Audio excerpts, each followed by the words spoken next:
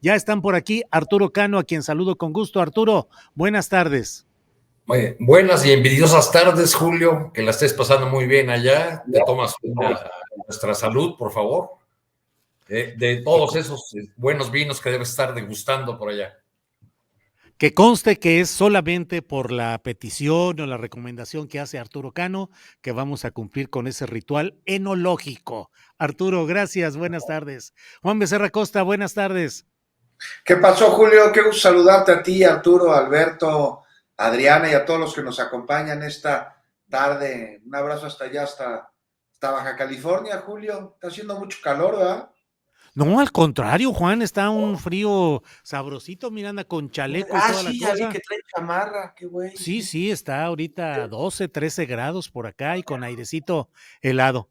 Bien, Juan, muchas gracias. Alberto Nájar, buenas tardes. ¿Cómo estás, Julio? ¿Cómo estás, Arturo, Juan, Adriana, todos los que nos escuchan? Pues sí, que envidia. Por acá en Ciudad de México nos estamos asando. Yo creo que estamos a 32 grados y para la Ciudad de México está pesadito. Y ya que andas por allá, Julio, pues date una vuelta a Ensenada, ahí a la Guerrerense, las tostadas de erizo, las tostadas de almeja blanca, y vale la pena. Ya te recomendaron vinos, yo te recomiendo mariscos. Eso, muy bien, Alberto. Sí, efectivamente, son muy buenas recomendaciones las que haces y en eso andamos aquí cumpliendo con este sacrificado ejercicio de bebida y comida por estas tierras del Valle de Guadalupe y de Ensenada. Gracias, Alberto. Arturo Cano, ¿qué onda con esta propuesta de una magistrada del Tribunal Electoral, Janine Otálora, que dice que debería, apenas es una propuesta que va a discutir la plenaria del Tribunal Electoral, pero pues la idea de quitar la dirección de Morena en agosto, que dejen su lugar Mario Delgado y Citlali Hernández. Es una vieja exigencia de algunos grupos de Morena. ¿Cómo lo ves y qué podría pasar, Arturo Cano? Julio, pues no tengo bola de cristal en el caso de las decisiones del tribunal, pero me atrevo a aventurar que las decisiones de los magistrados estarán un poco marcadas por esta otra discusión que ocurre en la Cámara de Diputados, eh, que podríamos resumir en el INE no se toca, pero el Tribunal Electoral sí se toca. Por este acuerdo que se está cocinando en la Cámara de Diputados, que en pocas palabras lo que busca es quitarle los dientes al tribunal o impedir, según dicen los diputados, que se extralimiten sus funciones, que tome decisiones que se entrometen de manera inadecuada en la vida interna de los partidos y en la vida interna incluso de la Cámara de Diputados, de sus órganos de decisión. Como tú bien señalas, es una vieja exigencia de algunos grupos de Morena. Quizá para ponerle un número, podríamos hablar que los 500 y tantos congresistas de Morena que votaron en contra del paquete de reforma estatutaria en aquel septiembre del año pasado, que se llevó a cabo el Congreso, donde se aprobaron estas reformas que ahora se impugnan, incluyendo la extensión del mandato de Mario Delgado y Citlali Hernández, pues, digamos, estuvo por lo menos en duda, para decirlo casi con un eufemismo, muchos puntos en ese Congreso, la mesa del Congreso hizo las cosas de tal modo que los congresistas se vieron obligados a votar en paquete y no punto por punto o asunto por asunto toda la reforma estatutaria.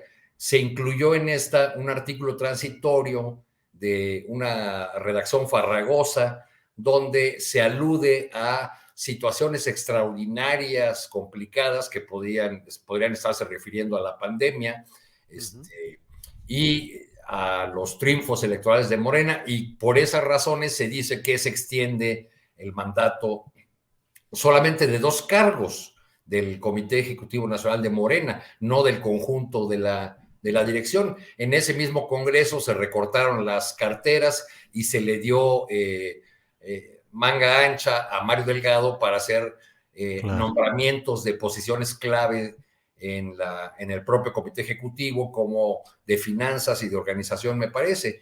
Entonces, pues creo que se da esta filtración del proyecto de resolución sobre el asunto en un escenario que está poniendo en duda o que está amenazando a los magistrados del Tribunal Electoral con quitarles algunas de sus atribuciones, y que así tiene que ser leído. Veo que uno de los que más ha impugnado todo el proceso y sistemáticamente a la dirección de Mario Delgado, esta noche, John Ackerman, esta noche va a dar una conferencia o va a ofrecer algo, una mesa redonda a través de redes sociales para fijar su posición respecto de este proyecto que estaría por discutirse. Entiendo que estos días ya no habrá reunión de los magistrados, sería hasta la semana siguiente o en otra fecha cuando se tome una determinación al respecto,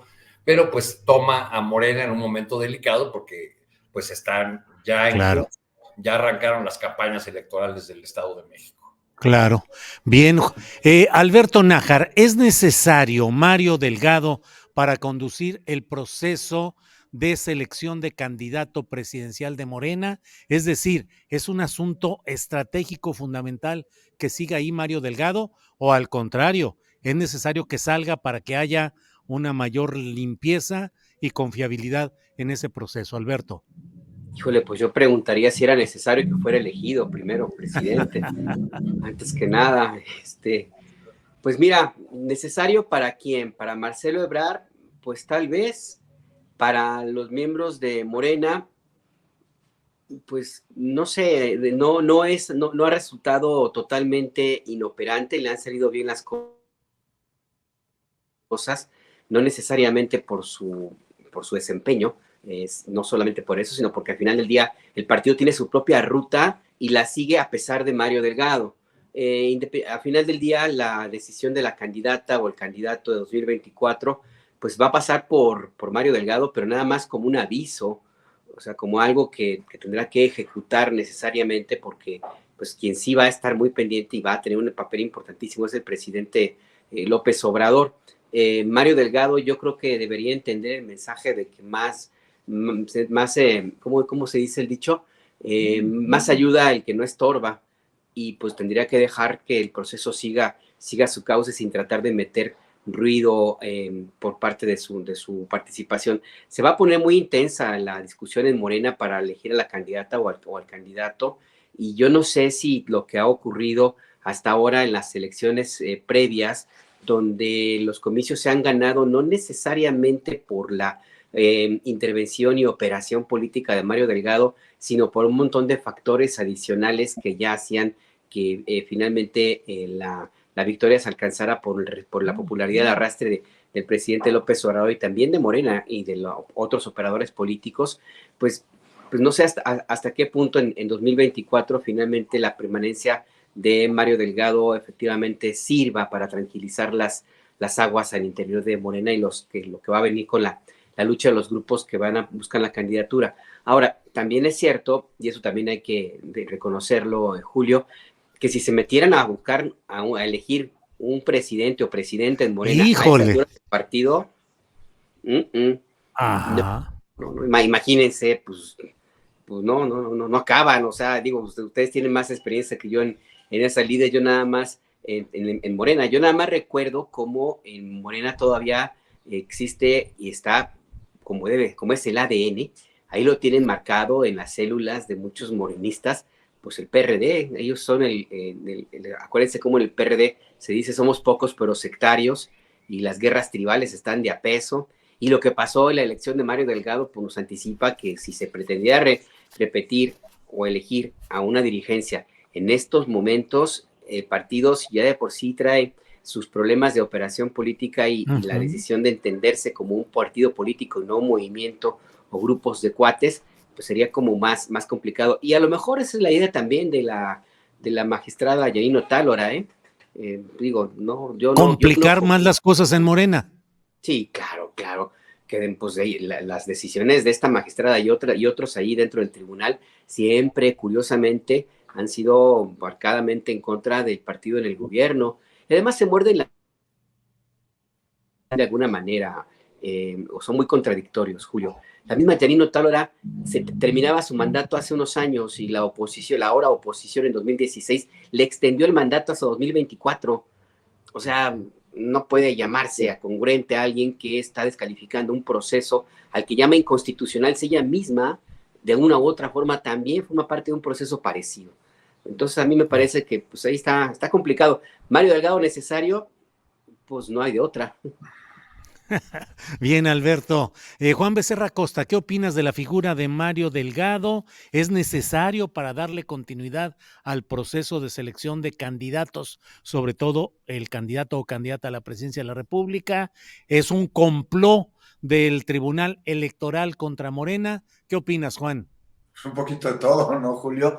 Mira, ahí están los tiempos, ¿no? También los estatutos se señala que implicaría una violación al principio de elecciones periódicas. Ya será, como bien decía Arturo, la próxima sesión cuando se discuta, seguramente la próxima semana, el proyecto de Janine Otálola, que ya dijo, no busca invalidar un artículo transitorio que extiende una prórroga de un año, un poco más, a Mario Delgado, a Citlali Hernández, para que ocupen su encargo en el partido hasta octubre del próximo año. Dice que vulnera a los militantes de Morena, Yasmín Otálola. No, pues qué preocupada está Janine Otálola por la militancia de este partido. Mira, ¿quién lo iba a imaginar que iba a estar dentro de sus preocupaciones? Por su parte, Morena argumenta que no se trata de una reelección, que no busca ahí reelegir a sus dirigentes, a Mario y a Citlali, al presidente y a la secretaria. Se trata de una prórroga que lo que busca es atender el proceso electoral del 2024. Ya fríamente, si nos ponemos a pensar, suena lógico, ¿no? Si se ha trabajado desde la dirigencia del partido desde hace rato, con mira a elecciones internas, sí, pero sobre todo a las del 2024, pues sí suena lógico, más allá de cómo les caiga o no les caiga Mario Delgado o Citlali Hernández. Ahora, aquí la pregunta, ¿es voluntad del partido dar esta extensión? Es una de las preguntas, no es la única. Mira, yo te digo que en lo personal, Julio, le encuentro sentido. Aquí lo que se argumenta en contra es que un día antes de celebrarse el Congreso Nacional de Morena fue cuando se habría introducido esta modificación, esta reforma, ¿no? Y se acusa que no habría dado entonces tiempo a la militancia completo a que estuviera pues enterada de lo que implica que es una prórroga a estos cargos. Y pues además hay una sentencia ahí en la Sala Superior que establece que esos cargos tienen que concluir este año, en agosto. Ahora, ¿qué dicen los morenistas? Que principalmente pues es un partido. No quieren que su dirigencia se mantenga un año más, esto con miras a la continuidad del trabajo que han venido realizando para el proceso electoral de 2024. Pues mira, hay 17 de ellos que seguramente quieren dirigir al partido y que son de esos que se enojaron porque no les han dado hueso. Y ya ven que perro sin hueso ladra y muerde, quienes ahí se fueron a inconformar y presentaron este recurso. Ahora, por otro lado, sí se han dado muestras de espaldarazos a la dirigencia para que se quede otro año. Y aquí estamos hablando de una situación muy distinta a lo que sucede con el PRI, que podríamos meterlas ahí en una misma canasta, que está buscando también que su dirigencia se mantenga en el cargo más tiempo, pero el PRI está muy fracturado y muy debilitado, a tal forma que la fortaleza de Alito reside justo en la debilidad de su partido. Y aquí, ya para concluir, Julio, es a donde voy. De estas cosas se tienen que aprender en situaciones como estas, porque disidencia siempre habrá, y qué bueno, porque la disidencia es absolutamente necesaria para la construcción de la democracia, ¿no? Entonces, por ello el diálogo, los acuerdos, la pluralidad, el tener claro que una causa que dicen enarbolar debe ir antes que todos los demás, incluyendo, por supuesto, los intereses y ambiciones personales, políticas, y son tiempos de definiciones. Ya veremos qué resuelve el tribunal, por un lado, ya veremos cómo impugna el partido en caso de que no esté de acuerdo con la resolución del tribunal. Pero para terminar el cuento, si a mí me preguntan, sí, tendría que ser adecuado que quienes han dirigido el partido durante los últimos años tuvieran continuidad hasta el próximo proceso de 2024. Y no importa qué partido, Morena, el PRI, el que sea. Y esto es algo que se tuvo que haber pensado por parte de los mismos partidos antes y tomar las medidas en forma y tiempo, no un día antes de congresos nacionales, para que no hubiera elementos que les pudieran tirar esta reforma. Sí. Mira, Julio, Bien. imagínate sacar a las dirigencias 8 meses antes de las elecciones presidenciales. No sé, es como quitar al director técnico de la selección 2 semanas antes del Mundial.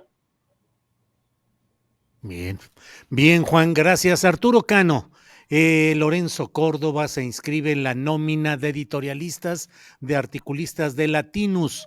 Hay quienes vemos, me incluyo, esto como una demostración del carácter faccioso que movió durante su administración a quien se decía el árbitro. Por ahí leí en algún tuit, pido disculpas al autor por no recordar el nombre, pero preguntaba algo así como decir, ¿qué opinarían de que el árbitro de un partido, segundos después de que hubiese terminado ese partido, estuviese ya conviviendo, echando chela con uno de los equipos y echándole porras y participando con uno de los equipos? ¿Sería imparcialidad o sería parcialidad en este caso? ¿Qué opinas, Arturo? Bueno, Lorenzo Córdoba no esperó a que terminara el partido, ¿no? Que el Ya está. arbitrado fue abiertamente un crítico y entró en confrontación una y otra vez con el gobierno actual. Y yo creo que más bien este anuncio de Lorenzo Córdoba, además de su reincorporación a la UNAM después de un larguísimo periodo en que le brindaron condiciones especiales, porque entiendo que el plazo legalmente suele más corto, el plazo en que un académico puede solicitar una licencia sin goce de sueldo, sin perder su plaza, pues al parecer Córdoba fue beneficiado por un tratamiento especial en la universidad. Pero creo que en este caso Córdoba más bien prueba que las calabazas se acomodan al andar de la carreta. Para mí es como nada más la cerecita de una despedida muy curiosa de Lorenzo Córdoba, que se dio entre risotadas, entre escenas en las que se envolvía en la bandera de ser ya no el defensor de la democracia, sino la encarnación misma de la democracia, en reuniones con ese baluarte indiscutible de la democracia del continente americano llamado Luis Almagro. Entonces su incorporación a un espacio que fue creado expresamente para combatir desde plataformas mediáticas a este gobierno, pues solamente viene a ser una confirmación de lo que ya había venido haciendo el árbitro, y también, por otro lado, una manera que tienen los consejeros de aprovechar la fama, la exposición, la autoridad técnica o moral que les dio haber pasado por el Consejo General del INE. Digo, podemos ver, por ejemplo, el caso de Luis Carlos Ugalde, ¿no? Salió de mala manera, prácticamente destituido de la institución electoral, pero pues su fama le permitió fundar una consultora que recibe contratos de empresarios que creen en su sabiduría política, que creen en su capacidad de análisis de las coyunturas, una consultora que no tendría la proyección y quizá ni los contratos si su dueño, si Ugalde, no hubiese sido consejero presidente de la institución electoral. Bien, bien, Arturo, gracias. Alberto Nájar, ¿qué opinas de la incorporación de Lorenzo Córdoba a la lista editorial de Latinus dirigido por Carlos Loret de Mola? Pues Dios los cría y ellos se juntan, ¿no, Julio? Porque ya queda claro, como habíamos comentado en este mismo espacio, creo que hace un par de semanas, cuando fue Lorenzo Córdoba a Washington a reunirse con Luis Almagro, que quedaba clarísimo ya totalmente su desnudez política, que si alguna vez hubo alguna posibilidad de decir que el árbitro era imparcial, y de que efectivamente lo que argumentaban Lorenzo Córdoba, Ciro Murayama y otros consejeros afines y por supuesto la oposición política, de que se trataba de defender una estructura operativa administrativa que había funcionado bien en las últimas elecciones, incluidas las presidenciales, pues con lo que pasó en Washington y ahora con lo que la decisión de Lorenzo Córdoba de unirse a las huestes del grupo que patrocina a Latinus, pues queda más que obvio de que evidentemente había mucha razón de la 4T y del presidente López Obrador al estar impugnando una y otra vez el trabajo de Lorenzo Córdoba y sus compañeros en el INE.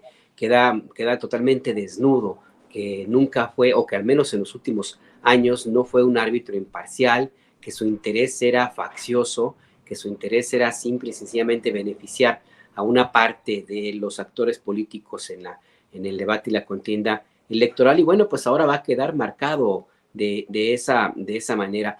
Más allá de que, pues como bien dice Arturo, pues se va a las filas de un medio, un espacio que más que medio de comunicación, pues es un sitio de oposición y promoción de odio y descalificaciones y vulgaridades, pues simple y sencillamente lo que se ve ahí claramente es que va a ir con los suyos. O sea, Lorenzo Córdoba se une con los de su especie y habrá que ver, no estar pendientes necesariamente de sus comentarios políticos o análisis, sino lo que va a haber detrás. O sea, ¿para qué lo quieren allí tan abiertamente en esa trinchera? O sea, ¿qué preparación política habría o qué maniobra política habría para donde Lorenzo Córdoba pues cabe perfectamente? En términos de que de asesoría electoral no creo, en términos de una eventual candidatura, pues ya si están postulando a Lili Téllez, ¿por qué no van a postular a Lorenzo Córdoba, no? Pero yo creo que ahí queda ya muy, muy claro que efectivamente siempre Lorenzo Córdoba estuvo de un lado de los actores políticos, para bien o para mal, qué bueno que ya quede claro quiénes eran los que estaban, de qué lado estaba cada uno. Eventualmente, cuando se quiera argumentar que hubo un intento de daño y de destrucción o de destazar al INE por razones políticas, como argumenta este personaje y quienes lo respaldan, pues siempre se podrá responder con la pura exhibición del tuit en el cual anuncia su incorporación a Latinus y decirle, pues no se trataba de destazar a nada, se trataba de defender a la institución electoral y al órgano que se encarga de organizar las elecciones, de defenderlos de Lorenzo Córdoba. Se trataba al final del día eso, no de destazar al INE, sino de proteger a esa institución. ¿Por qué? Pues hay que ver lo que sucedió el día de ayer. Simplemente el secretario de Gobernación fue y dijo, pues sí podemos trabajar con el INE. O sea, se acabaron las hostilidades. Y ya con eso cierro. Pues sí, qué bueno que cada quien se ponga en su lugar, ¿no, Julio? Ya que sepamos dónde anda cada quien. Sí, Alberto, totalmente de acuerdo. Juan Becerra Costa, ¿qué opinas de este tema? En pleno ejercicio de sus derechos legítimos, Lorenzo Córdoba entra a Latinus, o debería haber dejado pasar un tiempo hasta por elegancia política, ya no digamos si no había ningún impedimento legal, pues hasta por elegancia política no colocarte de inmediato en uno de los flancos en combate político actualmente. ¿Qué opinas, Juan Becerra Costa? No, pues sería pedirle peras al olmo, querido Julio, ¿no? ¿Y cuál prudencia ahí, cuál decencia? No, pues hay que ver cuál es el emisor de este mensaje. No es de extrañarnos en lo más mínimo que comience Córdoba a colaborar con ahí una plataforma de propaganda claramente opositora al gobierno de López Obrador. A ver, colaboró con la oposición desde la presidencia del Consejo General del INE. Ahora que no está ahí, pues ¿qué esperábamos? Que se uniera al Instituto de Formación Política de Morena, pues no. Claro que va a estar ahí. Y de estar al frente del instituto encargado de la democracia, pues ahora, fíjate ahora para quién trabaja, para Roberto Madrazo, pero ya formalmente, ¿no? Sí. En su nómina, fíjate, en un día, o sea, ya vete para acá, ya muchacho, ya puedes, ya vete para que ya te podamos meter a la nómina ya formalmente. Además, seguir en la UNAM, bueno, pues Si la UNAM no puede hacer nada para evitar que una ministra de la Suprema Corte de Justicia ostente una licenciatura que obtuvo a través del plagio, pues ¿qué se puede esperar sobre si recibe o no como investigador a Lorenzo Córdoba de regreso? Y además pues, no hay ningún elemento que lo pudiese impedir, o sea, ahí en los estatutos, ¿no? Ahora, ¿cuánta gente engañada en la UNAM? Dice el presidente, pues sí, entre ellos la UNAM misma. Ahora, ya desde su posición actual, lo que me preguntabas, pues a Lorenzo Córdoba se le puede señalar, ¿no? Como lo marca el Financiero en una encuesta, de haber sido un fatal consejero del INE, sale con una desaprobación de más del 50%, con un finiquito de unos 10 millones de pesos. Pero a partir de ahora tiene la libertad, así como el derecho, lo mencionabas, Julio, de juntarse y decir lo que, con quien quiera y de decir lo que le venga en gana y de estar donde quiera estar, sin duda.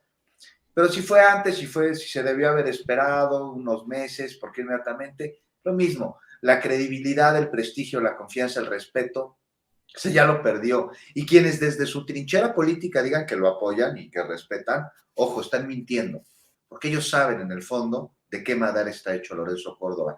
Y lo acompañarán y lo apoyarán, sí, pero por supuesto por interés, porque comparte postura con ellos, porque el enemigo de su enemigo es su amigo, y porque en una farsa dramática política quieren convertirlo en víctima de lo que ellos llaman un régimen autoritario, cuando lo único que hizo fue querer rescatar justo al INE de las garras de unos impresentables que utilizaron al instituto como plataforma política para golpear y con ello vulnerar los derechos democráticos de la ciudadanía.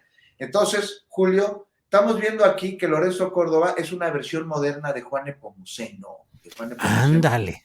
Almonte, ¿te acuerdas de él? Ajá, claro. Uno de los padres de la patria de Morelos, pues terminó yendo a Miramar a rogarle a un monarca europeo que gobernara México y que evitara el avance de los liberales y con ello de los derechos universales. Así Lorenzo, hijo de un hombre de izquierda, de lucha de izquierda, terminó utilizando al INE como brazo armado de la derecha y terminó yendo a instancias extranjeras e intervencionistas a pedirles que metan sus garras en nuestro país para también impedir el avance de los liberales y con ellos de los derechos. La historia se repite, ojalá y aprendamos algo de ella. Híjole, Juan Nepomuceno Almonte, hijo de José María Morelos y Pavón, que efectivamente contó esa historia, es cierto, Juan. Muchas gracias. Arturo Cano, ¿cómo queda la... Perdón, alguien quería decir algo, es que aquí traigo problemas de escucha. Ok, Arturo, ¿cómo queda la operación, la operatividad del Consejo General del INE? Los, digamos, un segmento de opinantes dicen, ya quedó totalmente capturado por Morena, ya es la dictadura y a partir de ahora el INE hará lo que le ordenen desde Palacio Nacional. Pero de estos 4 consejeros nuevos, 2 pueden tener cierta relación o afinidad con Morena, tanto la nueva presidenta Guadalupe Tadei como Arturo Montaño. Los otros 2 no están exactamente, yo no encuentro la manera como se les pueda asociar en una relación con el cuatroteísmo. De los 4 consejeros que entraron también como propuesta del propio presidente López Obrador, pues me parece que tampoco han tenido un comportamiento alineado hacia Morena. ¿Qué esperar de esta nueva correlación de fuerzas en el INE, Arturo? Bueno, en el caso de la consejera presidenta han dicho que será parcial porque familiares suyos son funcionarios en el gobierno de Sonora, porque viene de una familia donde hay varios morenistas. Lo mismo se pudo haber argumentado de Lorenzo Córdoba, cuyo padre, el historiador Arnaldo Córdoba estuvo cercano a Andrés Manuel López Obrador durante mucho tiempo, ¿no?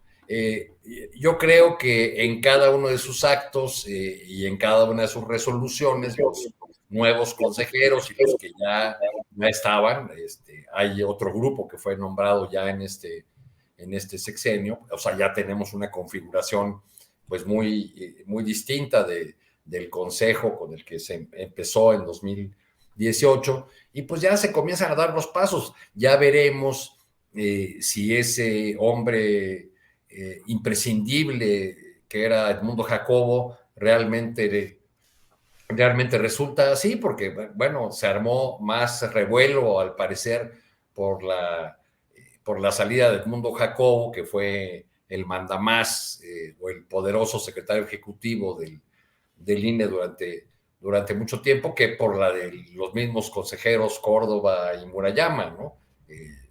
Creo que en el caso de los segundos no hubo lágrimas, como en el caso de Jacobo, pero veo ahorita en las redes sociales que pues ya empezaron a trabajar y ya nombraron a un reemplazo de Edmundo Jacobo en la persona de Miguel Patiño como encargado de despacho. Patiño se desempeñaba hasta ahora como director de la Unidad Técnica de Evaluación de las OPLES, de los organismos locales electorales. Entonces yo creo que pues eso lo iremos viendo con el camino en su, desde su burbuja de dueños de la democracia. Algunos opinadores contrarios al gobierno de la 4T dicen que le dan el beneficio de la duda a la nueva presidenta y a los consejeros recién nombrados, pero que los estarán vigilando en una vigilancia que no ejercieron ni con Córdoba y que tampoco ejercieron con muchos de los comisionados de órganos autónomos que se nombraron en la época de dominio de la partidocracia. Pero bueno, pues yo creo que esa vigilancia sobre funcionarios de organismos tan importantes como el que se encargará de organizar la elección del próximo año, pues corresponde a toda la ciudadanía y no solamente a los que han marchado vestidos de rosa. Bien, gracias. Bien, gracias Arturo Cano. Y bueno, pues estamos hablando de cuáles pueden ser las perspectivas del INE bajo la presidencia de la señora Taddei y con nuevos integrantes. ¿Qué opinas, Alberto Nájar? Pues yo creo que ahora sí ya no hay pretextos para que se pongan a trabajar y para que evidentemente las determinaciones del instituto y del resto de los consejeros, que ojo, entre quienes despidieron con aplausos, flores, porras y con pues, seguramente alguna lagrimita, estaban también los consejeros que fueron nombrados ya dentro de este periodo del gobierno del presidente López Obrador. Ahí estaba Carla Humphrey y Ukip Espadas. O sea, que uno podría llegar a pensar que en algún momento tendría una posición por lo menos más crítica con respecto al papelón que estaba haciendo Lorenzo Córdoba, y pues no, guardaron un prudente o imprudente silencio durante mucho tiempo, y con ese silencio avalaron la actuación de Lorenzo Córdoba, y de una u otra forma, cuando tenga que hacerse la evaluación del trabajo del Consejo General en el periodo de este Lorenzo Córdoba Vianello, pues ellos van a salir también ahí involucrados, forman parte del mismo consejo. Entonces a mí me parece que ahora sí ya tendrían que tomar una decisión más proactiva para garantizar que se termine ya este debate político y politiquero que de una u otra forma pues sirvió pues para entretener mucho en algunos espacios, pero también sirvió pues para lastimar a ese instituto político como es el INE, que pues sí hay que recordar que de dónde viene, que si hubo fallas fueron más bien en términos de la dirección con Lorenzo Córdoba y con Ciro Murayama, pero que al final del día es resultado de una lucha larguísima de muchos militantes de izquierda y también de la derecha para tener elecciones libres. La palabra fraude sigue presente, pero ya más como una cuestión de discurso y propaganda política, y a veces también de fraude, por supuesto, pero no a los niveles que hubo en otros procesos electorales. O sea, siempre es importante recordar que hubo un tiempo en el cual el gobierno era juez y parte, y donde las elecciones eran en favor de un partido de Estado, y que pues que por justamente la lucha para terminar con los fraudes y la prepotencia y la represión, pues costaron la vida de miles de personas. Por eso era a mí me brincaba mucho el papelón que estaba haciendo Lorenzo Córdoba, porque se había olvidado que detrás de su posición como presidente del Instituto Nacional Electoral, pues estaba también una historia larguísima en la cual su propia familia, de una u otra forma, también tomó parte, ¿no? Entonces, bueno, pues ahora yo confiaría en que el INE, pues ahora sí logre tener un papel de árbitro independiente. La nueva presidenta, va a tener la vigilancia no solamente del partido en el gobierno, de Morena, sino ahora también de la oposición, que va a estar muy, muy al pendiente de cualquier cosita que ellos crean que va a favorecer a Morena para hacer un escándalo. Así es que no hay espacio como para la politiquería, y siempre ayuda, insisto, la posición del secretario de Gobernación, de que fue y dijo, sí podemos trabajar. ¿Por qué? Porque al final del día también en la oposición se les olvida algo. Andrés Manuel López Obrador no es candidato, ya no es el candidato que ellos están combatiendo, es el presidente de la República y es la autoridad. Y eso se les ha olvidado en muchas ocasiones, y también es necesaria la autoridad, que les guste o no, está depositada en el presidente Andrés Manuel López Obrador. Bien, Alberto. Juan Becerra Costa, ¿qué esperar de esta nueva etapa del INE? ¿Realmente queda en términos de correlación de fuerzas dominada apabullantemente por Morena? ¿Queda equilibrado? ¿Habrá golpes que se darán, digamos, o resoluciones adversas al morenismo como no se imaginan o como no quieren imaginar los adversarios? En fin, ¿qué esperas, Juan Becerra Costa? Tú lo has dicho, Julio, una nueva etapa en el INE, y como un cuaderno, casi como un cuaderno nuevo, ¿no? Hay que ver qué es lo que va a suceder en todos los escenarios y varios más de los que planteas, y con todo esto, un enorme reto que tiene el instituto, que es el de sanar sus heridas y al mismo tiempo mantener la imparcialidad, la de proteger a su autonomía, de evitar que suceda lo que ya sucedió, de blindarlo, de trabajar a favor de la democracia y ya no de grupos políticos. Y bueno, pues de entrada ahí vemos el simbolismo de su consejera presidente, ¿no? Que como tuvo que haber sucedido desde el inicio de esta gestión de este sexenio, se bajó el sueldo en un hecho sí simbólico, pero con el que deja ahí un precedente que muchos tendrían que continuar, que seguir. Ya quitaron el cuadro de Claudio X en la oficina de la presidencia del Consejo, se renueva por completo de aquel de 2014, ya no queda nadie de aquel consejo, a pesar de que incluso hubo fósiles que se perpetuaron en el cargo, valiéndose ahí de una serie de argumentos tan absurdos, pero en fin, borrón y cuenta nueva. Mucho tiene que ver con ello la reunión de ayer con el secretario de Gobernación.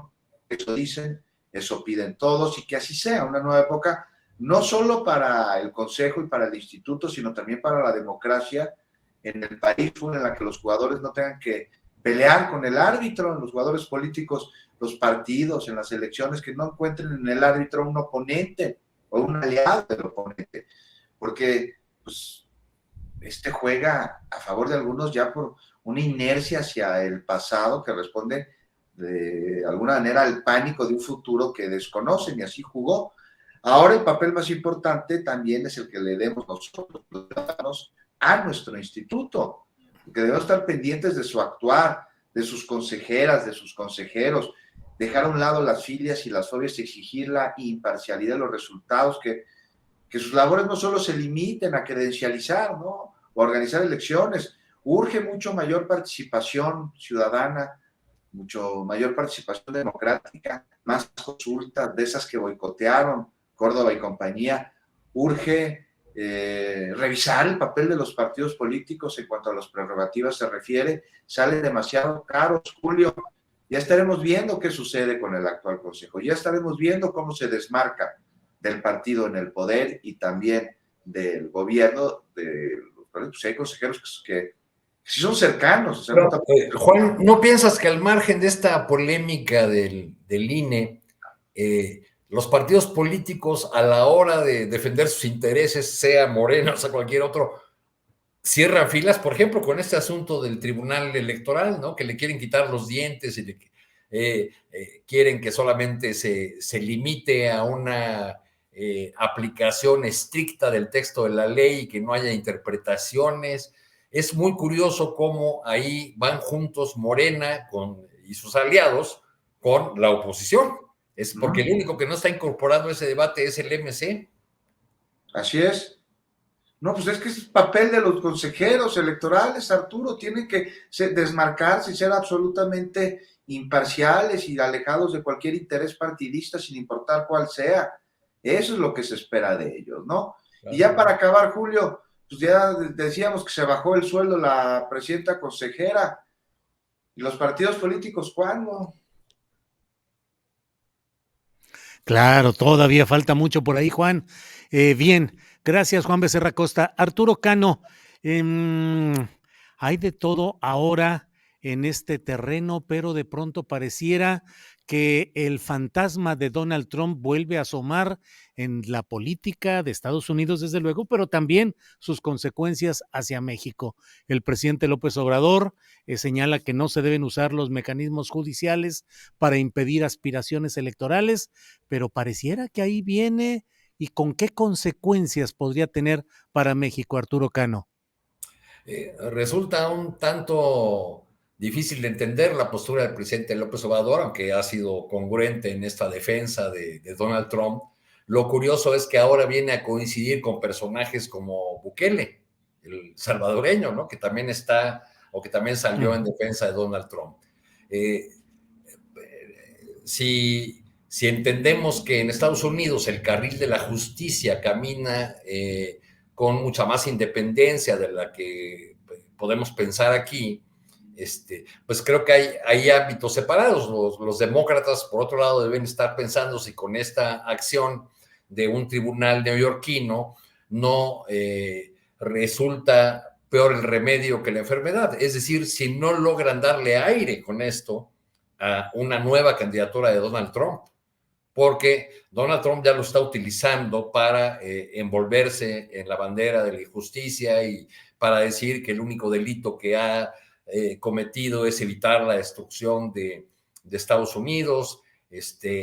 Volvemos a ver movilizaciones, aunque todavía algo tímidas, de sus partidarios. Entonces, pues ojalá no les vaya a resultar contraproducente y no vayan a darle alas al racista y xenófobo Trump con este juicio que ha iniciado en su contra. Bueno, es que es como cosa de mafiosos, ¿no? No es aquel famoso gángster de Chicago, nunca lo pudieron agarrar por sus asesinatos, está Al Capone, y lo terminaron metiendo a la cárcel por evasión de impuestos, ¿no? Entonces algo así está pasando con Donald Trump, me da la impresión, ¿no? Bien, Arturo. Alberto Nájar, el padre Solalinde, Alejandro Solalinde, salió ayer de Palacio Nacional y anunció que habrá una nueva coordinación en asuntos de migración y que ya no estarían militares en las políticas de migración y que probablemente Francisco Garduño ya no siga porque se habría cumplido su ciclo. No fue preciso en eso, al menos en la declaración que escuché ayer, el padre Solalinde, pero sí dejó entrever que ya no seguiría Garduño. ¿Qué te parece esta propuesta, esta salida política, y si de verdad se podrá dar un giro tan radical en el tema de migración, siempre bajo la lupa y la presión de Estados Unidos? Alberto. Híjole, yo respeto mucho al padre Solalinde. Me parece que es una persona que ha hecho mucho en favor de las personas migrantes y lo hizo en momentos dificilísimos cuando no había prácticamente nadie, que en aquella región del sureste mexicano pues pasaban miles y miles y miles de personas migrantes, sobre todo de Centroamérica.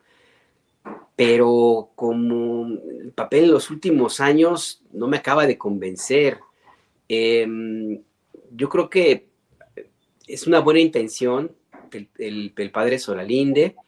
Seguramente algo habrá por allí. Yo no sé si ya le habrán jalado las orejas por haberlo dicho o si efectivamente contó con el aval del presidente López Obrador para que lo hiciera público.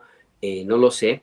Al final del día me parece que queda mucho en los buenos deseos. ¿Y por qué lo planteo? Porque en la tarea y la política migratoria mexicana no se manda sola.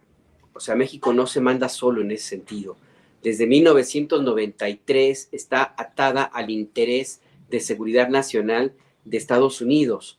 Como hemos platicado aquí en varios momentos, Julio, la línea de política migratoria que es de contención, de detención y de desplazar a los migrantes hacia zonas muy difíciles de transitar para tratar de desanimarlos, pues forma parte de un proyecto diseñado por el Departamento de Defensa de Estados Unidos desde 1993 y México lo ha seguido a pie juntillas.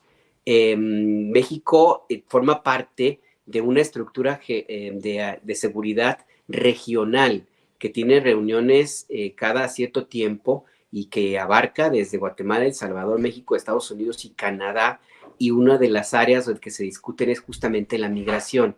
Entonces, tratar de hacer un giro en la política migratoria en momentos como este, donde el hecho de que se quita el Instituto Nacional de Migración y se quiera sustituir por una entidad que habría que ver cuáles serían sus responsabilidades, me parece que sería como abrir la puerta a todavía más críticas por parte de la grilla en Estados Unidos, que ya de por sí han encontrado un filón en el tema del tráfico de fentanilo. Yo no sé si eventualmente los análisis que están haciendo en el gobierno mexicano hayan contemplado esta posibilidad de abrir la puerta a un debate de esta naturaleza. Sacar a los militares de la política migratoria, pues yo creo que sí es necesario, pero pues también lo veo bien complicado porque todo ha caminado para que los militares sean como la base de esta estrategia que en el gobierno del presidente López Obrador ya ha llegado a niveles. Los militares siempre han participado desde el gobierno de Carlos Salinas de Gortari, siempre han estado presentes en la vigilancia de las fronteras mexicanas y también en las tareas de migración. Entonces, tratar de quitarlos de allí implicaría pues algo que tendría que hacerse, pero ¿con qué lo sustituyes? ¿De qué manera tú resguardas la seguridad de las fronteras mexicanas que también lo hacen? ¿Y de qué manera tú vas a encontrar un punto medio para que no tengas presiones de Estados Unidos, como las que hubo en su momento con Donald Trump? Recuerden que amenazó con establecer los aranceles de 25 a 25% a las importaciones mexicanas y que ahora, insisto, pues están muy, muy presente la vigilancia de la clase política estadounidense, donde habrá elecciones también el próximo año. Entonces, pues sería deseable lo que dice el padre Solalinde. ¿Es real? Pero en calidad de qué lo dirá, Alberto, porque pues cargo oficial no tiene, digo, a menos que lo hayan nombrado en algo y no nos enteramos.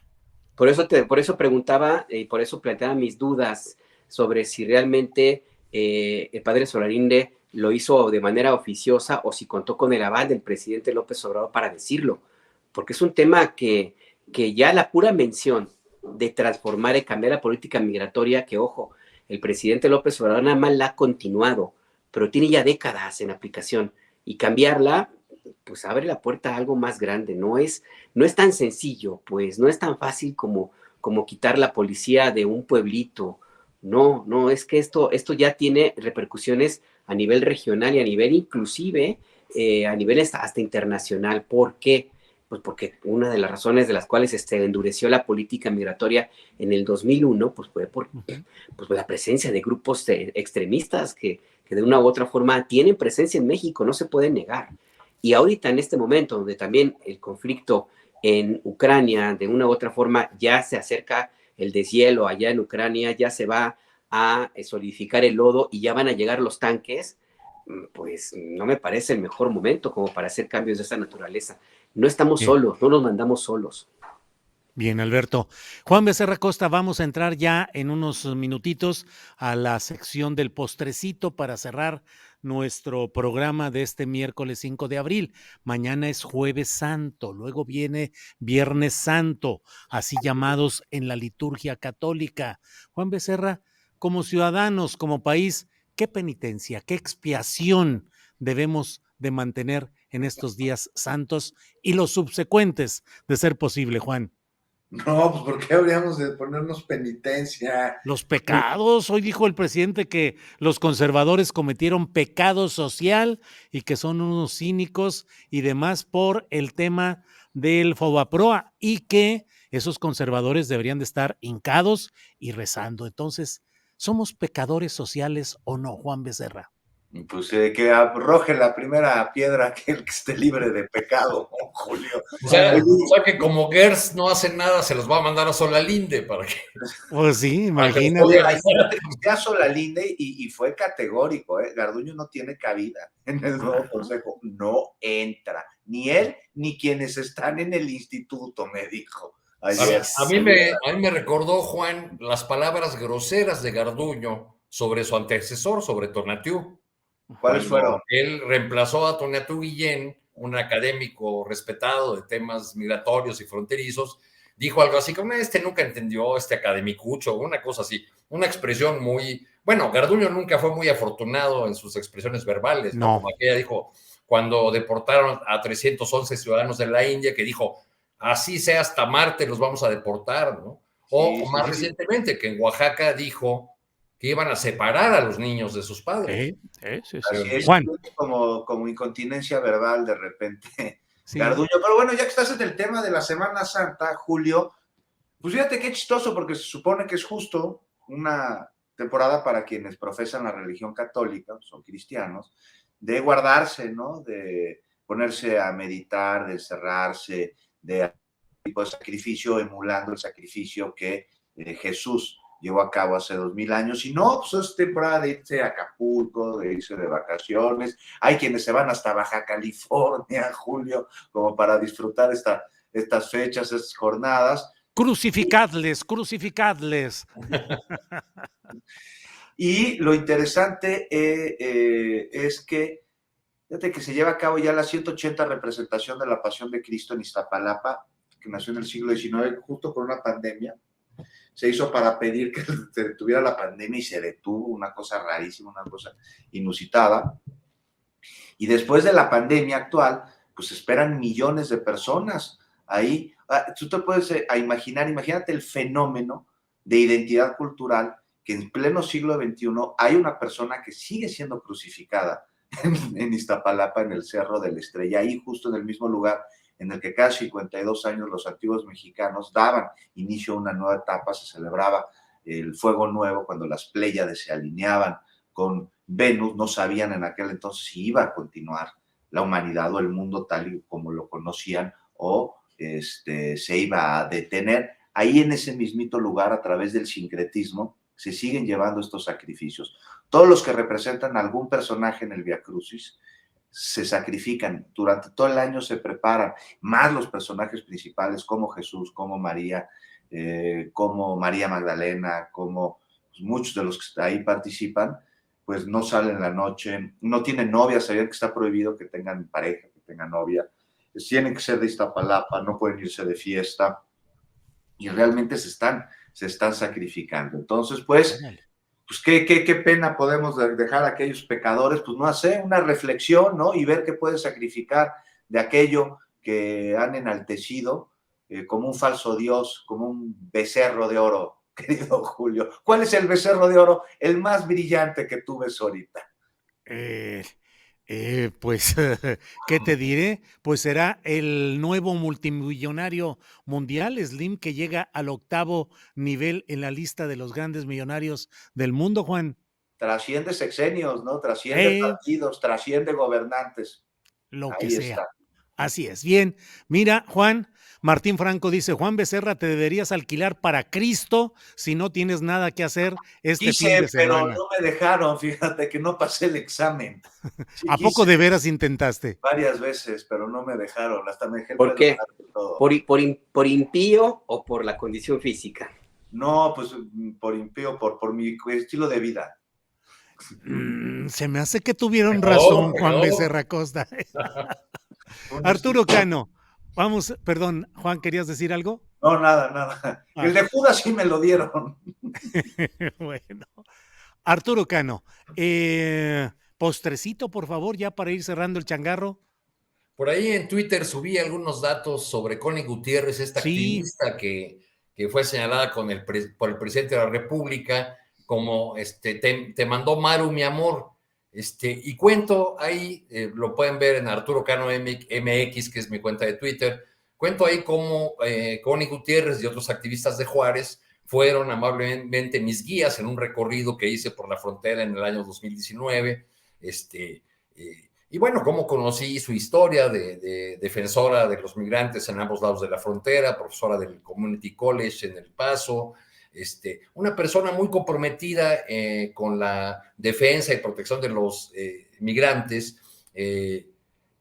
Suelen decir quienes atacan a los defensores de migrantes o a quien los defienden en las redes sociales, pues ¿por qué no te los llevas a tu casa? Pues Connie Gutiérrez literalmente se los ha llevado a su casa.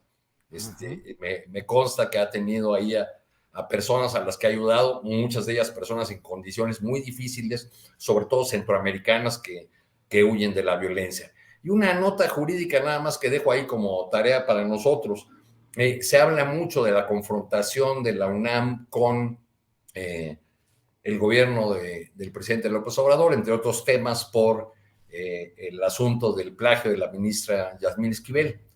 Por eso me llamó la atención que se haya incorporado o haya sido incorporada muy recientemente a la Junta de Gobierno de la Universidad Nacional la exministra de la Corte, Margarita Luna Ramos, quien actualmente tiene un cargo importante como directora de un instituto de especialización en el Tribunal de Justicia Administrativa de la Ciudad de México. Ojo, mis fuentes en el ámbito judicial me dicen que ese tribunal lo presidió la ahora ministra Yasmín Esquivel.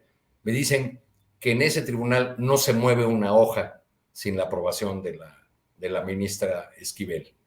Sí. Entonces, pues, y hablan también de una buena relación, es más, de una amistad entre Yasmín Esquivel y la ahora flamante integrante de la Junta de Gobierno de la Universidad Nacional. Margarita Luna Ramos. Bien, Arturo. Gracias. Alberto Nájar, postrecito, por favor. Mira, a propósito de lo que vive el señor Donald Trump, si ustedes tienen claro, por una de las razones por las cuales está siendo imputado en Estados Unidos es porque le pagó a través de su abogado $130,000 a una actriz de cine para adultos, de cine porno, que se llama, o su nombre artístico es Stormy Daniels, quien ha dicho varias veces que todavía no ha contado todo lo que vivió con Donald Trump. Así es que pues ahí vamos a encontrar ahí si nos falta alguna cuestión para estar muy atentos. Si ya tenemos claro que lo que ocurre con Donald Trump es un show, porque también es un show, le está sirviendo a Trump muchísimo para ganar bonos entre su base electoral, porque él se presenta y con esta detención y las fotografías del rodeado de policías lo ratifican como un candidato, un político o un personaje outsider, anti-establishment, que fue por eso que lo eligieron muchos de los radicales que votaron por Trump. Bueno, pues ahora pues tenemos este elemento de lo que anuncia Stormy Daniels para que tenga también su toque de picante. Esta actriz de cine para adultos, actriz de cine porno, le llama a Donald Trump, le dice tiny, que pues quiere decir pequeñito, quién sabe por qué. Y a propósito de lo que plantea de este tema también, pues ya para cerrar, Julio, se murió Andrés García. Sí. Andrés García, hombre, el galán, después de Mauricio Garcés, el galán de México, sí. Que hizo también películas como Chanoc y que estuvo ahí todo el tiempo. Pedro Navajas, sí, por películas pues de la época de las ficheras, infaltable personaje ahí con otros actores y actrices, y que a propósito de lo que planteaba con el caso de Donald Trump, no sé si recuerdan que ya últimamente en sus apariciones en televisión, en comerciales de medianoche, ¿no? Anunciando una bombita mágica ahí también. Sí. Entonces, pues bueno, pues se murió Andrés García, un personaje de polémica que tuvo en su vida en artística mucho de qué hablar, pero en su vida personal también muchísimo de qué hablar, Julio.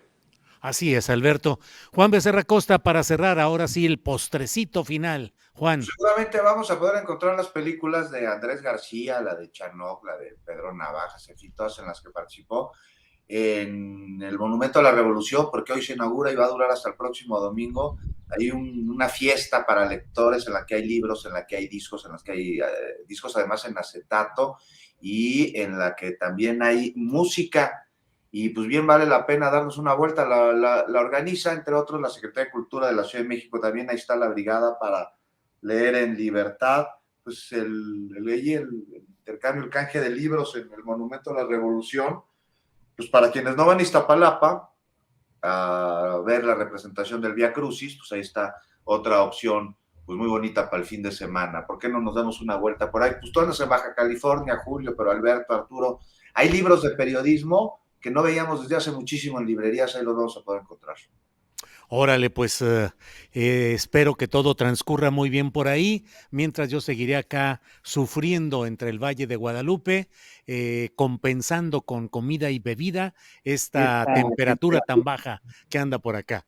Así es que, Arturo Cano, muchas gracias y buenas tardes. Que tengas una buena expiación de tus pecados, Julio, Alberto, Juan, gusto saludarlos. Gracias A todos. Pónganse leves con el silicio y abrazo. También Órale, Juan, gracias. Alberto, gracias. Gracias a ti, Julio, Arturo, Juan, un abrazo a Adriana y todo, y pues ya la recomendación, ahí pide que te hagan mariscos con leña madera de mezquite. Con la coleña, órale, madera de mezquite. Juan, gracias y buenas tardes, hasta pronto. Buenas tardes, un callito de hacha, son de este tamaño allá. Sí.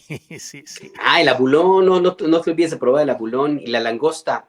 Allá la langosta con frijolitos. No, estás muy fifí, Alberto, con champán. Bueno. Ya vámonos al Rómulos, Alberto, ya, rápido. Al Rómulos. Pues sí, oye, ya de menos, oye. Órale. Arturo, Juan, Alberto, muchas gracias y nos vemos pronto. Gracias, hasta pronto.